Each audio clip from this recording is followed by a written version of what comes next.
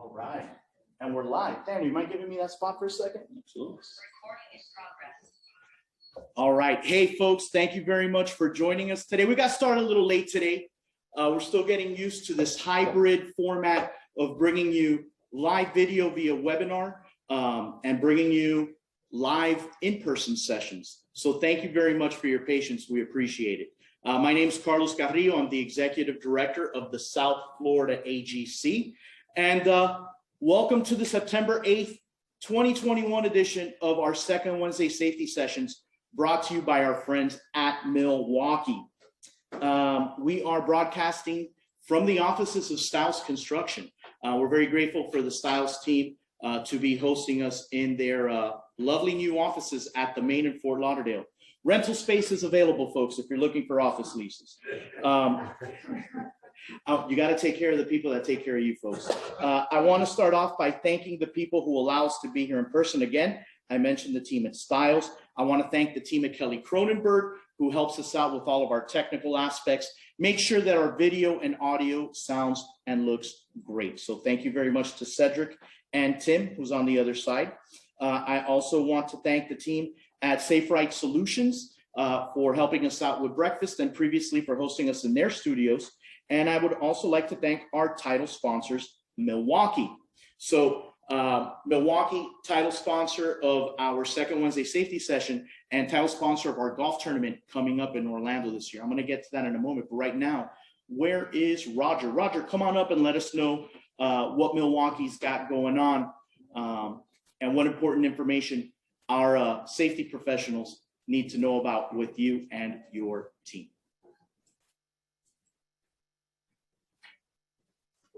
Cool. All right, guys.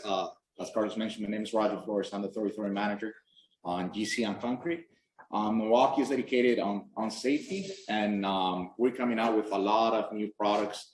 And I've left on your and everybody's desk this catalog for the guys that are via Zoom. I'm gonna go to Carlos, and we're gonna make sure that you guys get this as well.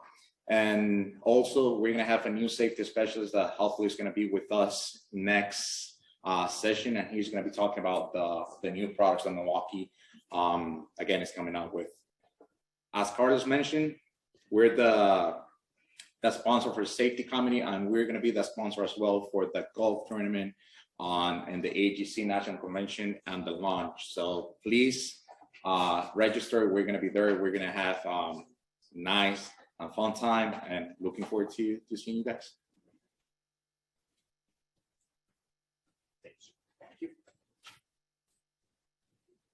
Thanks, Roger. So we'll be getting that catalog out to everybody that signed on and that is online right now. So if you registered, you're going to be getting your catalog. So don't worry about that. And what Roger mentioned is it's pretty awesome. So AGC of America has their annual convention. Of course, they have it each year because it's their annual convention, but they'll be coming to Orlando this year, September 21st, 22nd, and 23rd. Orlando is a 3-hour drive away from us here in South Florida.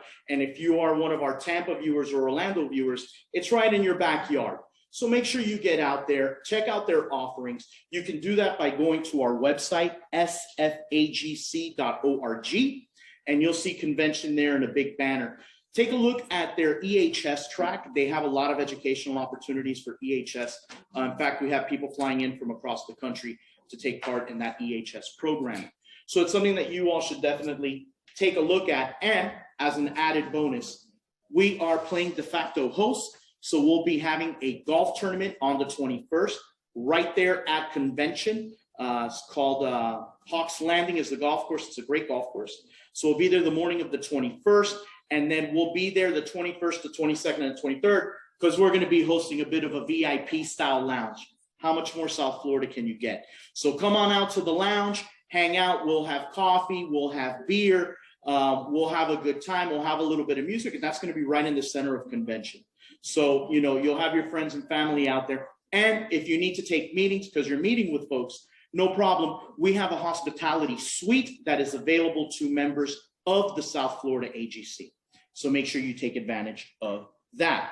Well, now, that being said, I am not a safety professional. I'm just a pretty face here at the AGC, but maybe not that pretty. But I know from being around you guys and being around your fraternity, how important excavation and trenches are, how dangerous they are on the job sites, and how important they are to you and your profession. That being said, our wonderful safety committee chose this month as one where we were going to highlight trench and excavation safety. And when they did that, they decided to go to the pros. Today's guest, Daniel Ibison, has over 25 years experience in our industry and working with safety and trenching and excavation. I'm very happy to welcome him here today. Came all the way from Orlando, so he'll be driving back up for the convention, all right? So hopefully you guys can see Daniel there. But without further ado, I'd like to bring up Daniel. Daniel, please join us. Thank you. Good morning, everyone. Apologies for the technical difficulties we've had with not being, at least some of them can see. Are they able to see my screen? Yes, sir. They are able to see your screen. Fantastic. Well, it's pretty simple. We all see the headlines every day, unfortunately. I personally have participated in 6 to 8 training sessions involving fire rescue, training the firefighters on how to get people out. And they actually saved one guy's life from the added training they had received from us. So it was kind of nice. But fire chief told me once, he goes, it's pretty simple. He goes, rarely is it ever recovery. Is it ever a rescue? He says, generally they're dead. They've passed long before they even get there. So moving along. There we go. 18-year-old buried alive in trench, man killed in cave-in in Pikeville, North Carolina. Raleigh, North Carolina worker dies. City files charges in trench death. It's one thing I want to touch on real quick. The more time over now, superintendents, foremen, whoever the bosses are, if they are found grossly negligent, they end up getting criminally charged for the fatality. Because at the end of the day, if you know better, you are culpable in the crime. So, because it is a crime, because it's against the law for OSHA. So there have been there's 3 in Orlando that the super was charged. So company fined $560,000 for a trench accident. The fine is nothing. The damage done to the families and the damages to the civil damages that come later, the fine is insignificant, literally. And so here's some stats for you. The incident, did the fatality occur as a result of a soil collapse? 71% of the time is yes, 29% is no. Struck by or electrocution, 90% is struck by, which is the wall of dirt falling in, and 10% is electrocution. I live in Sanford, Lake Mary area, and we had a contractor digging by hand and hit a power line, and the firefighters that responded got electrocuted as well. Fortunately, everyone survived. I don't think anyone was killed. Next stat, I wish you guys could see this, was the competent person at site at the time of the accident. 86% of the time, the answer is no. 14 was yes. Competent person in training is everything when it boils down to the soils, especially in Florida. South Florida is just as bad. I mean, you up in northern central Florida and all that, where they have a lot more sand than you guys have down here. Protective measure in this fatality was 64% was improper. 64% of the time was not available. 24% of the time was improperly used, and 12% it was available but not used. There was a fatality last year that the trench box was sitting right beside the ditch, and the guy died 10 feet away from it. All he had to do is pick it up and drop it in the hole. And sadly, the ditch was only 5 feet deep. That's it, 5 feet. It wasn't 15 feet deep, he was 5 feet. But what was he doing? Doing a sewer tie-in. Kid was sitting there, he was straddling the pipe, sitting down, had more than enough to come in and kill him. And the excavator was 100 yards down the ditch. So by the time they walked over to get back to where he was, it was too late. A few more stats. Did the employer safety and health program cover trenching? 60% of the time, the answer is no. 40% is yes. Did the employer provide trench safety training? 65% is no. 35% is yes. I find that number a little hard to believe now because things have really amped up here lately as far as training goes and stats and all that. Depth of the trench, 66% of the deaths were 5 to 9 feet. That's it. 6% were 5 feet. 9% was 15 to 19, and 10 to 14 feet is 19%. Why do you guys think that is? Complacency. Complacency. I would say the deeper they go, the more provisions they put in place. Correct. Yeah, that's exactly it. We all know it's not going to stand up. Miami, South Florida, your soil will stand up. You guys got coquina. You start digging, if you can do a 20-foot shear wall. You may have water pouring in, but you can do a 20-foot shear wall. Whereas Port St. Lucie North, all up through there, you're never going to dig more than 6-8 feet deep without it falling in, because the soil is that poor. OSHA fines. Has anyone encountered OSHA's new little toy they're flying around? They are using drones to write tickets down in buildings like we're standing in right now. So they will launch in the downtown area under construction and just circle, and they're looking in as they circle around. So yes, they're using technology, which is not a bad thing, I guess. But if you think you're on the 20th floor of a building and you can get away with something anymore, doesn't mean, not necessarily. They are using drones. They were downtown Orlando a few weeks ago, flying a building unannounced. They just parked in the street and away they went. So current willful penalty. Anyone have any idea what a willful penalty, what the willful fine is right now? 135,000 change. Correct. No, 126, whatever. No, you wrote really close.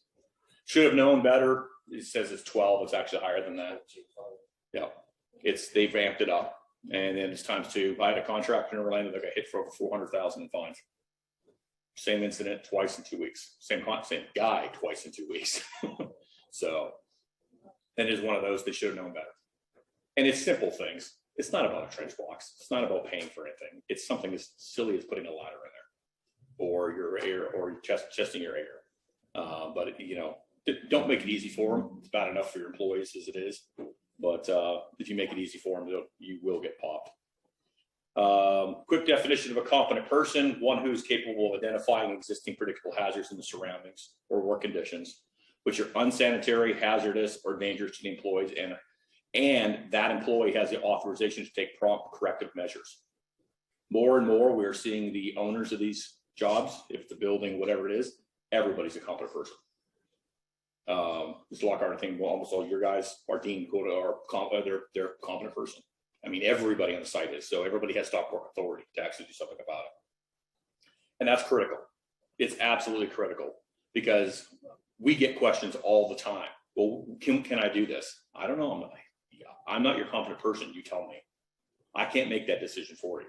Why? Because if I do, I'm liable. So no, Mr. Competent Person, what are you doing? What are you wanting to do? This is what the standard says. This is what you're doing. You need to decide. At the end of the day, the competent person is the one that's in charge. Competent person also bears the responsibility of training, requirements of the standard, knowing the law, soils, obviously the problem in Florida. OSHA makes it very simple. Everyone knows in Florida, it's Class C soil. I don't care if you're in Key West and solid coquina rock, or if you're in the sugar sand of Tallahassee, doesn't matter. It's all sea soil. And the fines are the same. It does not matter. Protective systems, which is the solution. 2 main requirements, which you guys can see this picture. Recognizing the existing and predictable hazards, namely soil, and then taking prompt corrective action. Those who can see this, you can see there's lots of problems with this. Namely, the biggest one being his spoil pile is sitting dead smack against the edge of the ditch, which is causing surcharge load on the bottom, which the box is up too high. And with the box being up too high, it could actually blow the soil out the bottom and kill the worker below it, even with the box in the ground. Protective systems, the law requires that where protective systems are used when an excavation is deeper than 5 feet. Or less than 5 feet, or if the excavation is unsafe. We are seeing larger GCs, larger contractors. They don't care what OSHA says. Their version is 4 feet. Then you can do the Disney 2.5 feet. So you're literally knee deep at Disney, and Disney is telling you, no, you will slope it or short. You're gonna do something with it. I don't care if it's knee deep, doesn't matter. That's why you hear of very, very few accidents there. It's just their way or the highway. And it's not a bad way to be, actually. They're overly safe, which is a good thing. Whose job is it? It's not my job. Well, it actually is. But those who can see that can see the possum in the road, and somebody ran road lines over them. Surface encumbrances. which is all surface encumbrances that are located as to create hazards to the employees shall be removed and supported. In other words, down here, power poles. Surface encumbrances.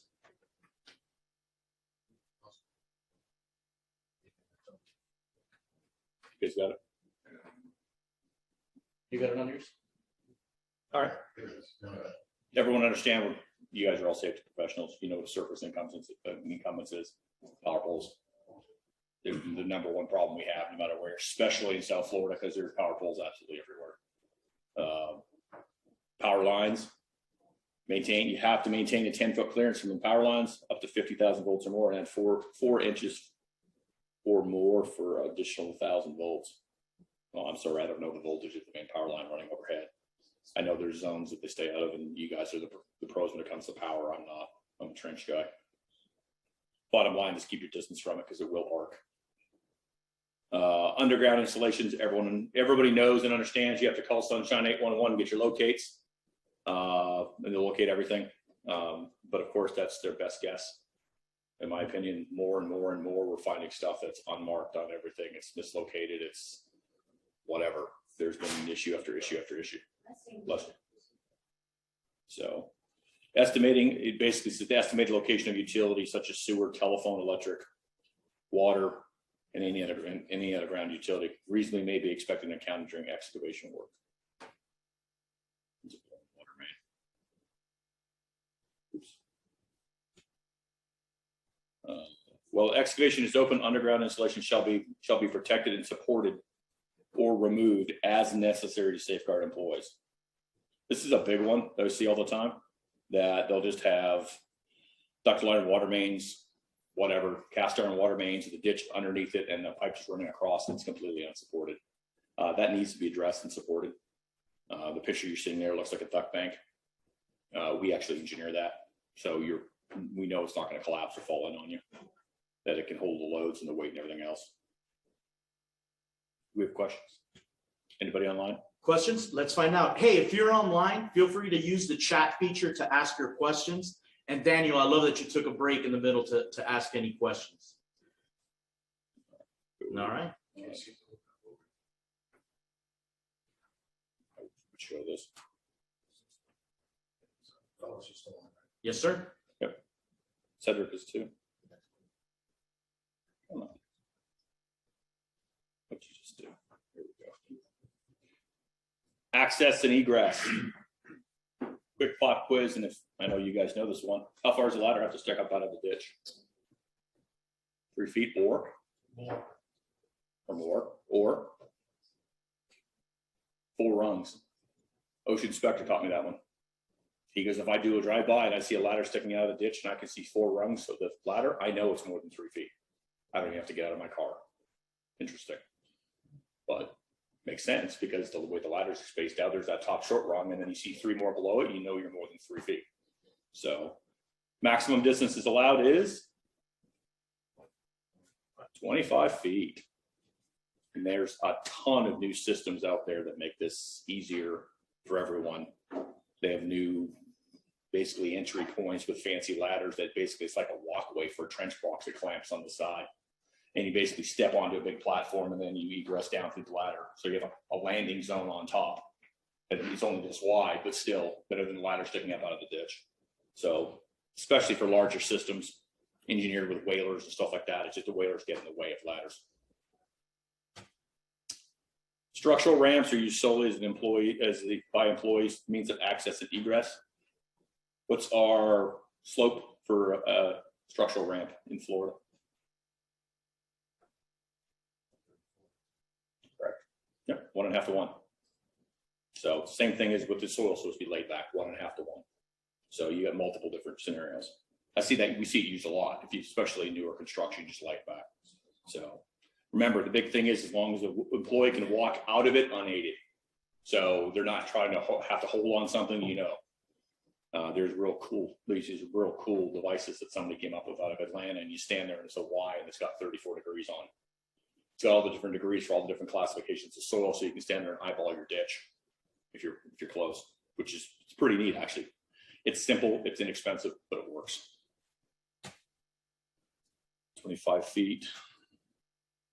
50-foot max. And these are some of the, we call them the good, the bad, and the ugly. So.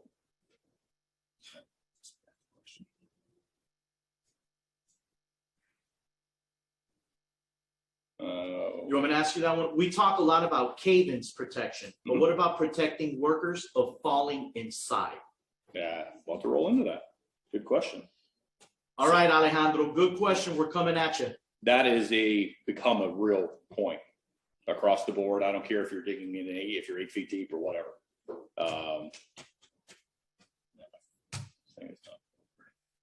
Something crazy like that. Guys doing that. Exposure to vehicular traffic. I'll get into fall protection here in a minute. This is a big one, a really big one, and it's been a really big deal here lately. Everyone knows that MOT is a big deal. That when you're doing maintenance of traffic, you have flaggers out there. Those flaggers are standing road cones because people aren't paying attention. They're on their phones. They're not anything. It's a very high risk job. There's no doubt, but you got to do something to protect the worker for as best you can. Exposure to vehicular traffic. Employees exposed to public vehicular traffic shall be provided with and wear warning vests and other suitable garments. I think that's some of the main push. You're seeing less orange and more green because road cones look orange. Road cones are orange, and the employee blend in. They blend in. Living in Orlando, we just finished the Ultimate I-4 up there, which was like $2.3 billion project. They had 7 fatalities through construction. Some were falling from height. Some were falling from height, but the most blatant one was the dump truck. Guy had headphones in, he wasn't paying attention, the dump truck backed over him and killed him. At that point, they banned cell phones, banned earbuds, banned everything on the job site. But it was totally unnecessary and didn't need to happen, but it still happened. And that wasn't public traffic, that was their own dump trucks coming in. So yes, it happens. Exposing to falling loads. We get this, I get this question probably 3 or 4 times a week. How high up does your trench blocks have to stick up out of the ground if the ground is level? If it's level, the answer is 0. That's what OSHA standard says. If it's sloped at all, it's 18 inches. It's to stop pipe, stop whatever from rolling in. I know a lot of the companies have just adopted their own. It's their standard is 18. They don't care because it just takes the guesswork out of it, and I like it.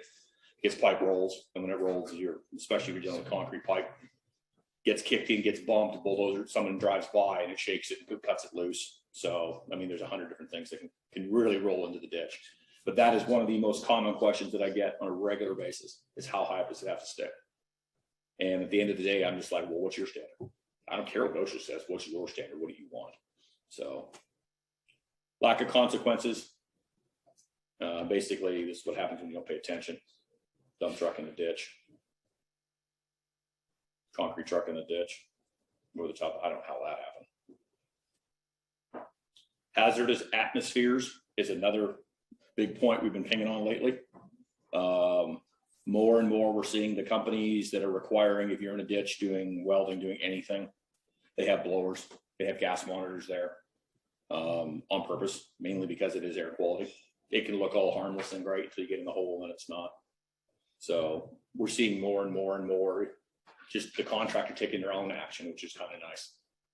That they know they're doing any work at all. I don't care what they're doing. They're checking the air. We all know what happened down in the Keys with those 3 guys, the combined space fatalities. As horrible as that was, it's become a battle cry statewide. We use it over and over and over that they're desperate for nothing. And hopefully it's helped somebody or saved someone's life at this point. Oxygen, of course, anything less than 19.5 is deficient. Hazard atmosphere exists when could reasonably exist. We here, you don't have to be in an excavation greater than 4 feet is what it says. I was in a manhole at 6 feet deep, standing there, but there was buses driving by and the concrete was green. And I had a gas monitor on. And I dropped down in the hole after they did all pre-testing, everything was fine. About 20 minutes from the point they did the pre-test, the point they made entry, I was going down and looking at the problem they had, and my gas monitor was off, and I shot out like a jackrabbit. He said, "What's going on?" It wasn't my O2 and CO2 were through the roof. Why? It was early in the morning, air was cool.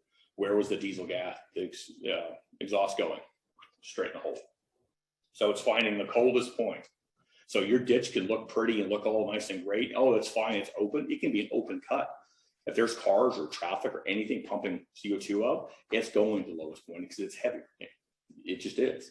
So you can look, it can look fine, but it's not. So keep in mind, I don't care if you go to lunch and come back, test it again. There's no harm in testing. It takes like less than 5 minutes, not even to test it. Another big point I see on job sites is where everyone's wearing their gas monitors.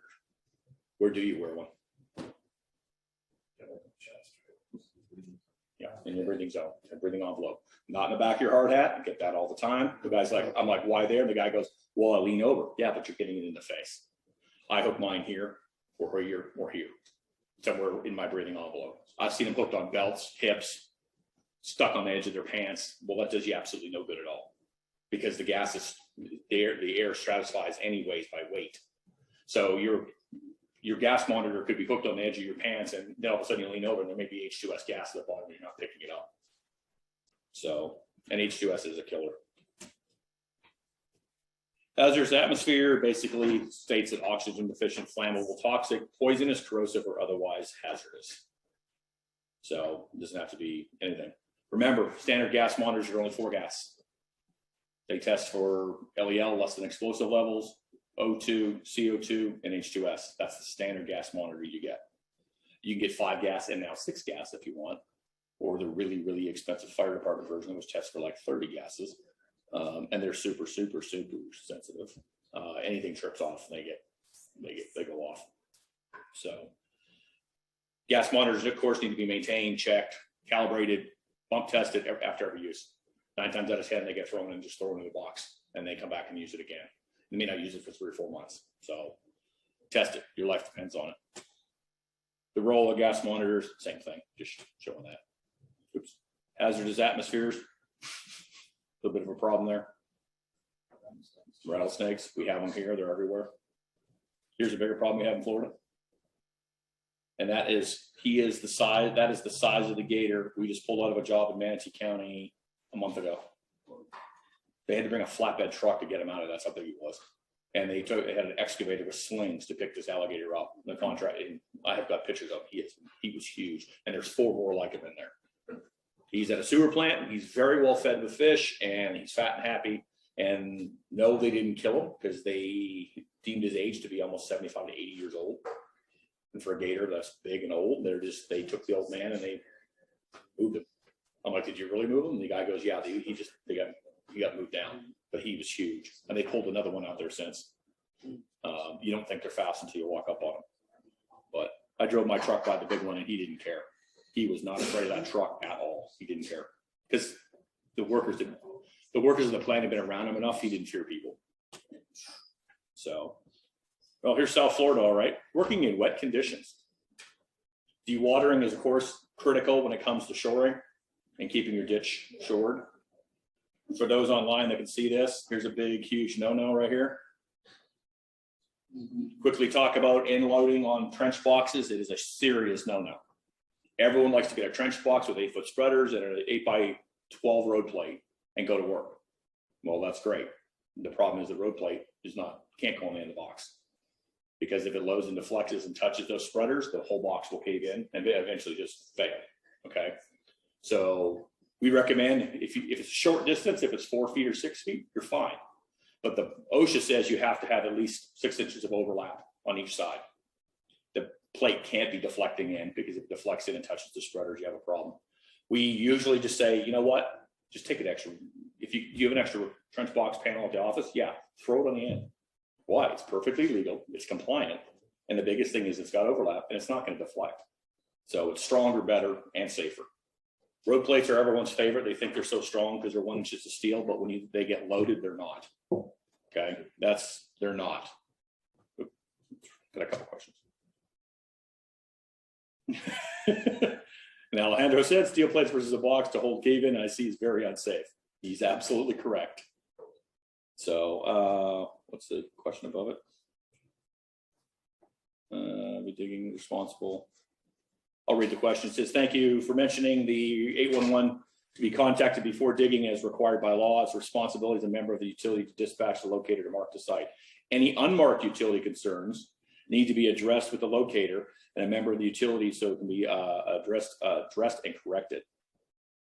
It's from John. Thank you, John. You are absolutely correct. And John is with 811. Aha. Ha ha. And John, for the record, everyone can see on the back of my laptop, I've got one of your 811 stickers, which are awesome.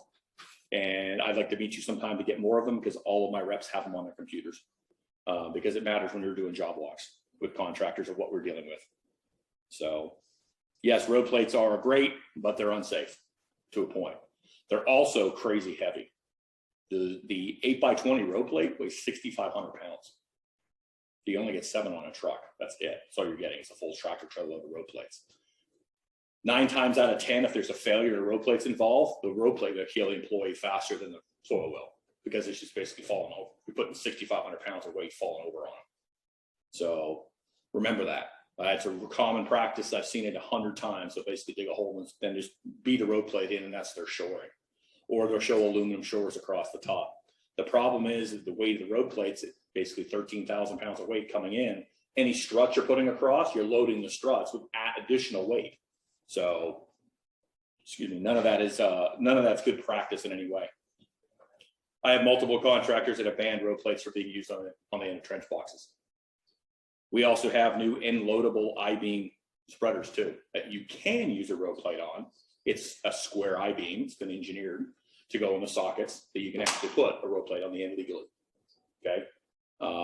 They're big out west. They're not big in Florida. They're working their way east now, but they work. It's the bottom line. Wet conditions, water. That's all we have in Florida. Here, the name of the game is about controlling water, especially in South Florida. I don't care if you're 2 feet or 20 feet. Down here, you have water at a foot. So you got to do something with the water. Not only do you have to treat it if it's contaminated, but you have to keep the employee safe from working around it. Let's see. This goes on. That's working in wet conditions. I've seen it. Saw that at the Orlando International Airport. They sunk an 800 Komatsu excavator. They had a heavy rainstorm and it went on its own because the soil was that bad. So he was literally parked. It was there 2 hours later. It was like tilted in, and it took like 3 bulldozers to get the thing out too. And an 800 I think they said 800 weighs like what's it, 130,000 pounds. Yeah, it was so big it couldn't even pull itself out. Stable structures, basically adjacent structures, walls, anything along that line, you have to support it. The rule is simple. It's 1 to 1. If you're going 8 feet deep and you got a building 8 feet away or 6 feet away, the load of that building is putting load into the ditch if you're below the footer. So picture it. It's real simple. Now, if your ditch is 8 feet deep and the building's 15 feet away, there's a lot less load from that building pushing into the ditch. That's where engineering gets involved. Your tabulated data, which is standard with trench boxes, read it. It matters to the competent person. Most of them don't even look at it, but it does matter when they have structures around it or they're trying to do anything else. Remember, you avoid the tabulated data. You're the one, you're competent person and your company is responsible for it. Every trench box you rent or buy has tabulated data. If you own boxes, fantastic, great. There's a serial number on the end of the box. You can call myself, my competitors, I don't care, and get the manufacturer's name and they can pull the tabulated data even if the box is 15 years old, doesn't matter. So it's important, you have to have the data. The data, trench boxes are actually paired serial numbered. So if you mismatch your boxes, so if you got 4 8x20 trench boxes and you mismatch the numbers, you just broke the tab data. Because when they engineer it, it's for box 1595 and box 1595, not 1595 and 1670. So it's important when you ship them, just keep them together.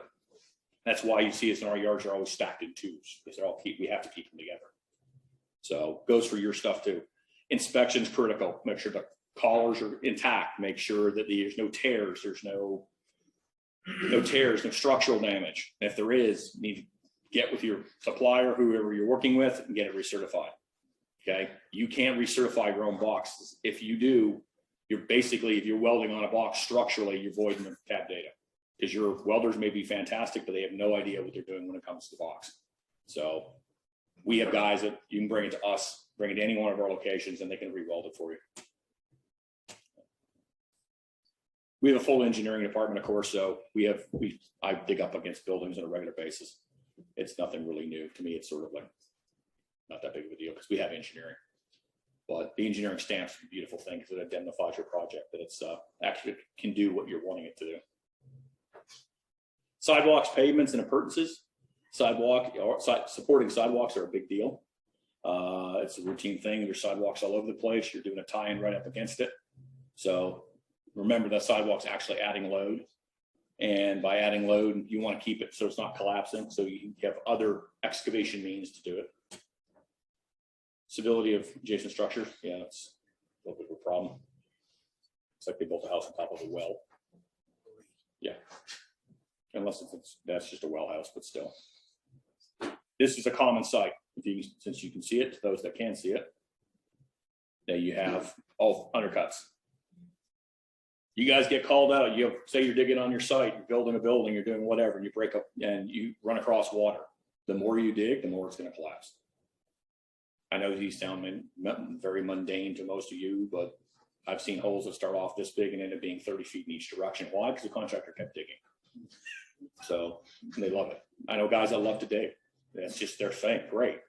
But unless you're showing it off as water's in the hole, if it's C80 soil with water actively in the hole, stop, because it's just going to keep on falling in and falling in and falling. Next thing you know, you have a sidewalk and a sidewalk that's in the ditch with you, or more concrete. Hey, Daniel, now that you're talking about materials again, somebody's asking about Miami oolite and what classification soil it is. So she made it simple. It's all sea soil. Okay. Doesn't matter. Oolite, I've never heard it called oolite, so that'd be coquina. And this is a letter of interpretation. Oh, really? Okay. Mr. Lockhart, educating. Nice. So what is oolite? Because I've never heard of it. Is it? Okay. And what they classify as sea? Yeah. I didn't see them. So thank you, Brian. Good question. I was waiting for somebody to say that. But no, that's good. I didn't know they had a letter on that. I'm not surprised, because I did a job in the Keys that they were ripping the teeth off the bucket. It was still sea soil. Didn't matter. They broke the trencher. Didn't matter. It was still sea soil. But which is odd, but still makes sense. Down here is the water. That's your number one battle you're fighting. Miami Airport South, it's the rock. They're trying to just dig through it, period, and the water pouring in. So, I mean, we've got sheet piling. I do sheet piling jobs all the time, but they're all pre-drilled because there's no way you're getting through that rock. It's not going to happen. And my engineers are having to adapt and change because of coquina, because it's not even listed. It's not in the soil classification standard that we use for engineering. So we have to go back and type in hard coquina rock. Here's the bore logs and the blow counts, which is, by the way, how far it goes every time you hit it. The blow counts will be, 60, 70, 80. You're not getting through that with a sheet pile. It's just going to bend. It just won't work. So, and it's a common question. We get it. I get it routinely. Adjacent structures, looks like a beam and lag wall they put in right there up against an existing building. Soil placement, everything has to be 2 feet back minimum. What I tell everyone is just use the bucket if you have to. That's your good width. Setting it back, OSHA tells me, is one of the most common tickets they write. Why? Because it's easy, and it's just literally, sometimes it's space, and 9 times out of 10 it's just laziness. Just grab it, throw it, because they're all about production. Go, go, go, go, go. Even with no box in the ground, that soil pile is actually charging more load in the whole system if there's no box there. Even with the box, it's adding weight to it. Adequate protection employs from loose soil or rock. Such protection shall consist of scaling to remove loose materials, installation of protective barricades at intervals necessary and face to stop falling material, which is that 18 inches we're talking about. Daily inspections are, I can't harp on this enough. Guys come in the morning, they start digging, they get everything up, coach, the competent person says you're good to go. They start working, they leave for lunch. How many times do you guys make them re-inspect when they come back? Because you don't know who's been in the ditch, you don't know who's been doing what, they need to look at it. Okay, nope. Rain's a big one. Ditch looks all pretty and stable. It's all nice until you get a nice little South Florida rainstorm and it drops 2 inches of rain in your hole. And it'll go from being stable to being unstable in about 10 seconds. So back to our water battle again, that never will ever end down here because we're sitting on the ocean. So not only that, if you require, same thing with hazardous atmosphere, you leave for lunch. Anyone leaves the ditch unattended at all, which they do every day at lunchtime, it needs to be re-inspected all over again as a rule, period. Fall protection, now we're getting to that. Minimum width of an excavation must be before 1926, which is the 1926 651 applies. It's OSHA concurs with California Rail Enforcement issue. Agency considers crossing trenches, walkways, or bridges with standard guardrails must be provided when employee or equipment is required to cross over. So 6 feet or more in depth and wider than 30 inches at the top. That sounds like California's rule. I've never seen that. There are the actual engineered walkways you see, like you see in this picture, if you guys can see it.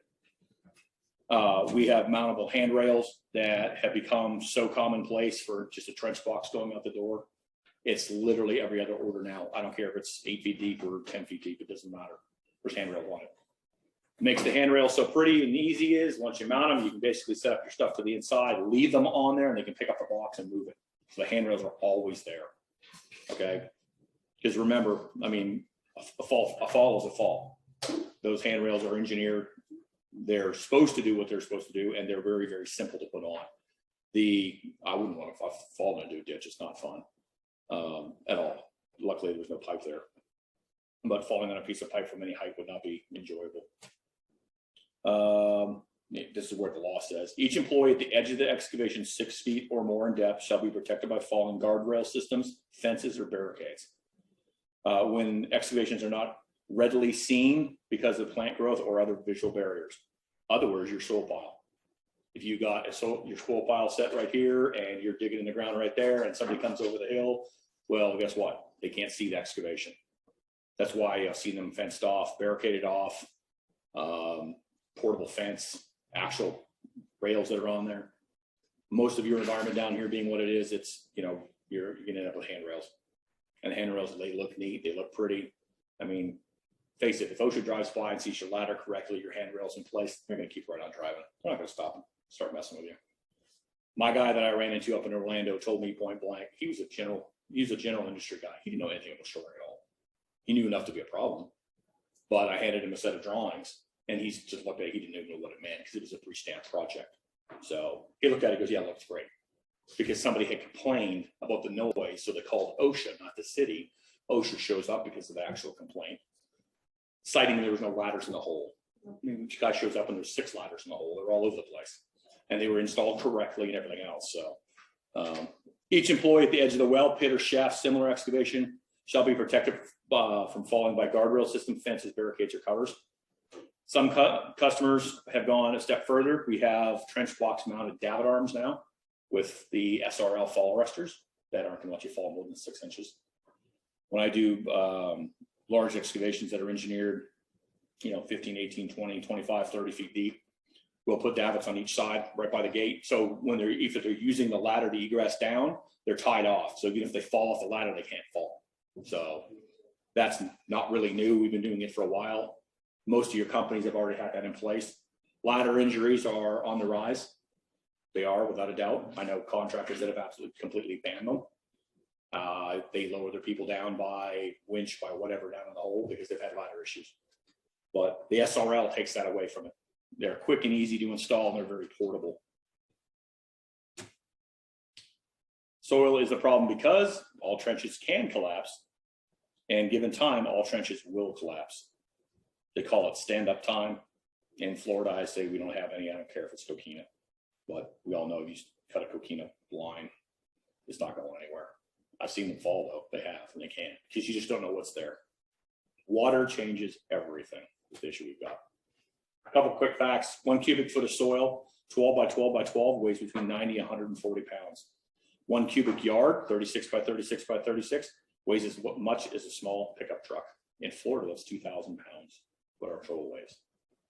Average collapse in a trench is 4 to 7 yards coming in on you. That's why you're surviving the building. Exactly, it does. If it's C60, C80, whatever. Yeah, it absolutely does. That's just a ballpark average. But the issues we've had with collapses, they're like, yeah, it's 4 to 7. The guide I was told it's 4 to 7 yards coming in on you. Soil classifications, I'm not going to get into that. Simple floors. We don't have type A or type B soil, no matter what it is. It's simple, it's all safe. So, and it's on the tabulated data, it's on the engineering, whatever, it tells you what the soil classification is. This is older, as you can tell, but I still see it all the time. 3 guys in the ditch, and looks like they're shooting a sewer line or something with 0 protection, and they've got concrete above their heads. They think that concrete makes them safe, it doesn't. Something along that line. I was called to a job 2 months ago in Apopka, Florida. The contractor was 54 feet down and had no shoring. And there was a guy in the hole. He had sloped back. Yeah, okay, his version of slope back was like this, with massive, I'm talking spoil piles as high as you can see. And I got to the entrance and said, get your guy out of the hole before he gets killed. But he's just doing, I was like, get him out of the hole now. He gets, I don't understand. It was virtual. Yeah, whatever. He was dead, and he comes out and he's like, I never should have gotten in that hole. You knew better. Then why did you? Say no. Your employees have the ability to say no, use it. You know, I can't harp on that enough that they need to. But that was probably the worst depth I've ever seen. And it was sand. I mean, sand. And he had a 36-inch line because he was running into a pond, and they had cut the pond. But his slope was so bad. And of course, he had the excavator halfway down. But there was enough soil around the excavator would have killed the guy in the excavator. That's how bad it was. So that too, there's flooding. Got stuck. Just more. There's just bad pictures. There's nothing. There's one welding. Since you guys do a lot of building construction, since you're more vertical than in the ground, one big thing you got to be mindful of is you're welding on galvanized pipe. Old galvanized pipe has one thing in it. Guess what it is? Cadmium. It's called the blue haze, especially if it's from foreign countries. The United States has outlawed it, the galvanized dipping process. But when you start welding on it, you don't know where that fitting or pipe came from. If it's old and there's no ventilation, you'll get the blue haze. I was running a huge operation in South Dakota. Was one of the safety team guys, was head of purchasing, and the room about this big, they had 3 teams from Korea in there welding away on pipe they brought from Korea, and they were all getting sick. And I walk in the room and it was just like, the blue haze in here. Came back from a gas monitor, thing just went into full, just freaked out. His O2 levels were so low. We ordered them all out. Fire department came out, they start pumping them full of milk. 3 of them ended up in the hospital. And then we come to find out, one of the guy goes, where'd this pipe come from? He said, Korea. I'm like, oh, the Koreans haven't outlawed it. We did. So in a room like this, it doesn't matter. Heat, proper ventilation's everything, but that blue haze is a killer.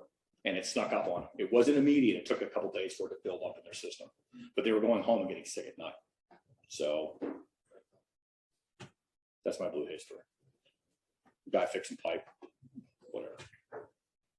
What this one is, I don't know. This guy's like laying down in the ditch, but with a duck bank on it over him. Yeah. At the end of the day, your life isn't worth any of this. Not even close. Care what it is. There's always another way to do it. We mediate the best we can is the name of the game. Seen that plenty of times. Yeah. Are you allowed to have an employee in the trench box while moving it? Vertically? No, you're not. Horizontally, you actually are. As long as they stay within the box. Do I recommend it? Oh, no. No. Because we all know full well he's just going to he'll wander off like this and he's in an unexposed ditch. We had a fatality 3 years ago from exactly that. So most contractors, when they go to pull it, just move it. So yeah, this is typical road work you see, street work you see, unexposed everything. What got me is that the kid that was killed, because he was a kid, because he was only like 20, and he was in that less than 5 foot ditch. His buddy got out and he didn't. Bad installs. Big thing is there's 4 spreaders on a trench box for a reason. Use them. When they don't use them, like right there, it's just late. If you don't have spreaders, call them. It's just ridiculous because that box will fail. Those spreaders are only so strong. See this right here? It's already flared out. It's already starting to fail. So once again, inspections, competent person, everything. Your rule on spreader bars being bent is a big one too. If you can walk up and push the spreader bar with your foot on level ground and it rolls, it's good. If you can't push it with your foot, it stops because it's bent, don't use it. Because remember, it's pipe, it's only strong when it's straight. The second it starts to bend, it just starts to fail. So just keep that in mind. Common question. Rescue and recovery. Some of these, I took a bunch of the disturbing ones out of here with dead bodies being pulled out. That person's probably alive. We have a guy that we work with, which would probably be at your show, Carlos, named Eric DeGier. Eric is phenomenal. He's a survivor of a trench collapse. He was buried 12 or 14 feet deep for 6 hours and survived. Wow. But is a good guy, one of the coolest guys you'll ever meet. His stories, his story will scare you. You'll never go do a ditch again. What was his name? Eric DeGier. I can get you his name. I sent it to Dave. No problem. No, I'm just looking for some notes I went, because it was at an ASSP conference, the New Orleans one. Yeah. And there was a guy that spoke that did trenching and excavating. They were doing like cookie cutter homes. Okay. And you know, his guys weren't working fast enough. Anyway, the story just was amazing. That the guy was alive. That's why he was speaking. Eric went back to get his wrench at lunch. He said, I'll be right back. I'm gonna go grab my wrench, left it in the hole. He's in upstate New York. There's only 2 of them on the site. Only thing that saved him is that when it collapsed, it drove his face into the pipe he was putting into a fresh air supply and was sitting in the right cavity. The cavity was right, but he PTSD to this day. He still has issues. Lost his business, lost his wife, lost everything. He's back on his feet now, and his message is an impressive one. It really is scare you, but it's like, wow. But as the fire department guy said, it's recovery, recovery, recovery, recovery. So we've been training more and more. We'll actually take the firefighters and put them in the hole. Firefighters are fantastic at what they do. They don't like going in holes. They'll rush into this building on fire. They don't care. They know it. You put them down into a ditch. We'll sink trench boxes 16 feet in the ground this wide and put a mannequin with a pipe on top of it. So they get them out. Say Eric Stowler. DeGier. Yep. Like, He's very, very good. United Rentals, we hire him all the time. He speaks all over the country for us. He's he's a very good public speaker. But the mannequins are fantastic. We, really put the firefighters through it. Fortunately, got Miami-Dade Fire Rescue. They're one of the best around. Okay, they're fantastic, but odds are they don't do trench rescues. It's all recovery. Okay, if they're getting called out generally by there. Remember, they're not the first responders. They're the second. Your people on site are the first. Your superintendent, your foreman, whoever's there can save that person's life if there's a collapse. Because the fire department, honestly, if it's a trench rescue like that, they're going to be 30 minutes before they get to you. They have to go get their tender with all their gear and then go to your site. Good luck in Miami's traffic. Meanwhile, you're buried in the ground. So we use that a lot. In Orlando, we actually changed their whole policy for Orange County and City of Orlando. They had everything centralized downtown. Well, that's great. They cover the airport. It's 30 minutes away. So now they decentralized all their gear. So any one of the stations who's got special ops guys can respond because everything was, it was just taking forever to get there. And that honestly saved one of the guys' lives when they had a collapse at Disney. So, and it was not from the box. He was on the outside. So biggest safety top you'll have, you guys sink wet wells, sink whatever. You've got a slide rail system, a trench box, you're dewatering all the way around it, okay? Everything looks fantastic. The inspection's good, everything's perfect. Until you walk up to the outside of the trench box and look, and you see a fissure. You're like, what's that? What you don't see under your feet is the dewatering system sucking soil out with it and spitting it out, and you're creating a cavern underneath it. You're undercutting it. So you could be standing there on a 4-foot shelf on a 20-foot ditch, and if it's dewatering 20 feet deep, you may take a 20-foot ride on the wrong side of the box. It happens all the time. Everything looks great. First thing I do is my head's at the ground looking to see. I'm like, no. Guys, like, what are you doing? I said, see this crack? Yeah, because there's a void under me. What do you mean? I've added soil. Exactly. You're adding soil to this, so there is a void. So remember, always head down, you're looking down, your head's on a swivel, you are looking down at the ground, you walk up on any excavation, I don't care if it's a pile wall, especially if you're dewatering, because you're gonna create a void, and it's a problem. The guy did, and he took a 14-foot ride outside of the slide rail pit. Thankfully, they couldn't get near him, the fire guys had to be lower down aerial, gave him a shovel, and he had to self-rescue. Because it was so bad with undercut on the outside of the box, they think if they got anywhere near or even tried to shore it, the whole thing would come in on the kill him. It took him 3.5 hours to dig himself out. And he was buried up to about here. He was fine. But he didn't do anything wrong. He was just walking along the side of the excavation. So basically, this is what they deal with. Remember, if it's a recovery, they will not put themselves in danger. They won't, they'll show it all up and take forever to do it, and that's fine. In fact, looks like the guy right there. His face is blocked out. And it probably is the recovery given the depth they're looking at right there.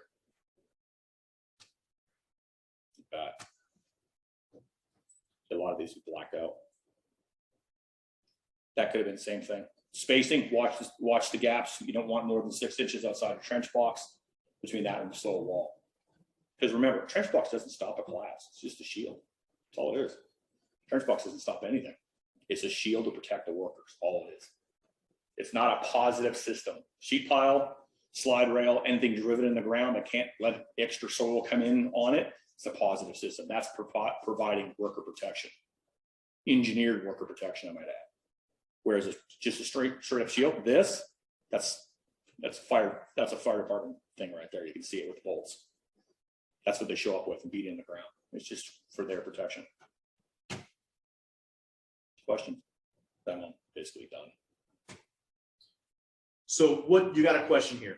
What type of signs and guardrails or fence will you place with long open trenches close to pedestrian paths that will stay open for 2 or 3 days, waiting for a pipe, or we should hill them back with dirt? Do not hill them back with dirt. I would put handrails through the whole thing. They are called looky-loos. We all see them. If you start digging in Los Alamos Boulevard right now, everybody and their brother is going to be leaning over going, what are you doing? Okay. Water barrier or not, they'll climb over it. I'm doing a job at the University of Florida, and the kids are like this on their phone. I almost hit one with my truck. We had 3 of them walk into the construction site, walking through the site with a 20-foot deep open excavation, and the safety guy stopped them halfway. And then they got mad because they were on our site walking through. Why? They're not paying attention. So I would do handrails or barriers with fencing. Down here, I see a lot of barriers with fencing because it keeps the looky-loos out. It's kind of nice. Yeah, that's my nice way of saying it. I've got other terms for them. It's not looky-loo. That's kind of cute. Well, yeah, you put, especially anyone who's ever been in construction, you work in any retirement area, they have nothing else better to do. They're standing around, hey, what are you doing? So they don't want to see. We're all curious. Curiosity kills the cat. Same thing. So, but it's a common issue. So yeah, I would use a combination of both. You could do water barriers with actual fencing, so double barrier it, because depends where you're working. If it's open for a long time, say in an area like this, honestly, I'd cover it up every night. You can lay trench boxes unassembled over the top of the ditch, face down, or just pop rope plates over. You're not going to fall in. So, because inevitably there's going to be some drunken idiot that's going to go, hey, what's this? And take a slip and fall, and then you're the one getting sued. Even though he was on your site trespassing, it doesn't matter. So pedestrian paths are generally, usually FDOT or city calls it out for it very strictly. You will do the following around it. Sometimes yes, and sometimes no. So. Folks, any questions? Take advantage. Let's see, we got any questions online? I know the answer, but you brought it up several times. Not a lot of people bring it up, C60 and C80 soil. Yeah. A lot of people may not know the difference between the two. C60 soil is moist, non-cohesive soil, basically most of Florida. C80 is the same soil when you introduce water to it. So when you first roll up, start digging down, 6 foot mark, water's coming in, there's water and soil mixed together at the bottom, that's C80 soil. Bring a dewatering system in for your, say, a jack and bore pit for building, for whatever. You take the water out of it, it turns from C80 to C60. The cohesiveness of the soil doesn't change a whole heck of a lot. If you pick the soil up and try to make a snowball out of it, you basically just do this and it falls apart. Okay. 60 soil, there's all the thumb pressure test. You can't pressure test our soil. It just falls apart. Heck, you can't even make a ball out of it. I had an engineer from Arizona that was over here the one time at the airport in Orlando. He's just like, dude, your soil's horrible. I'm like, yeah, it's awesome, isn't it? He goes, yeah, but oh my gosh, I can't believe it. He's used to rock where he's got clay and can mound it up. So don't get me wrong. Same thing. There's clay and hard pan veins all through Florida, starting from above, well, really down here, all the way up right to the spine of Florida. It doesn't matter. It's all sea soil. Classification's everything. Treat it as the worst. I don't care if you downgrade it, you make it worse. It doesn't matter. The worse, the better. The worse it is, the safer you're going to end up having to make the hole. It's the bottom line. So, protection and training. Workers are ignorant of the dangers present around excavations, especially with no training. And if you guys don't have a green hard hat program or any of your companies, I highly recommend getting one. Because that is usually the #1 cause. Is somebody that's brand new that doesn't know anything and they're wandering around or they're not where they're supposed to be. So it's like you're putting pipe in the ground. What are you doing over here? So I know a lot of them, we have a green hard hat program, which means you're brand new and you're not allowed to do this, and this. You can't drive a forklift. You can't lift this. I mean, there's just 100 different things they can't do until they're trained. And as they get trained and then they graduate from their hard hat program to a real one, which is exactly what the contractor in Orlando with SGL after all the fatalities went to. Everyone that worked for them wore white. Then they went to the hockey helmet style. And then, but everyone that was brand new was wearing a green one. They stood out like a sore thumb. So everyone was watching them. So, and the amount of accidents dropped dramatically. And it was just a program. So it's a really easy, very cost-effective and simple thing to do. Say, here's your hard hat, it's green. And you know, that's that. Hey, I got a question. Do you have a presentation, either this presentation or one for competent person in Spanish? Yes.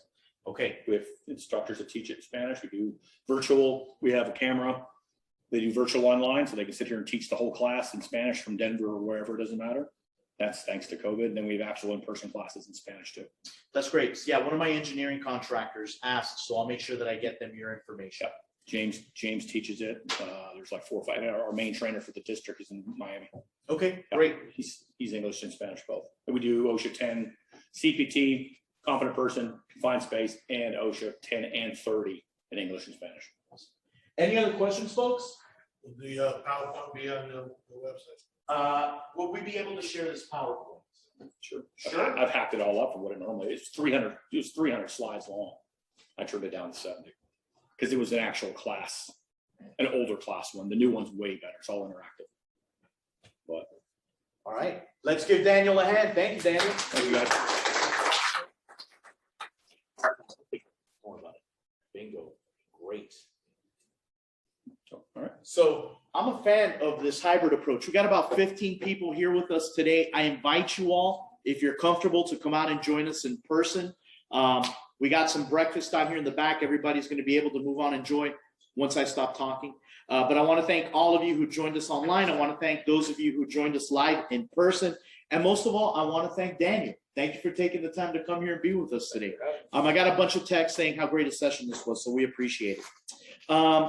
Really quickly again, AGC of America Convention, September 21st through 23rd. I'd love for you to join us. Go to our website, sfagc.org. And by the way, while you're cruising on the internet, if you're online right now, just click on your web browser. We're also on YouTube. So we're putting up our sessions on YouTube. Last month's session, we had a hiccup. We're re-recording it. That should be on in a couple weeks, but this one should be up in about a week or two as well. Want to finish off by thanking our title sponsor, Milwaukee. Roger, thank you very much for being with us today. Kelly Cronenberg, Safe Ride Solutions, and the members of our safety committee, Brian Cardona, Enrique Sequeira, Mark Leon, Jose Bobadilla, Ian Schwartz, Deborah Hampton, and our host, Styles Construction, for having us here today. There's a lot going on at South Florida AGC. We got our big local golf tournament going on October 29th. Information will be out about that over the next coming weeks. So check us out. Thank you very much and have a great day.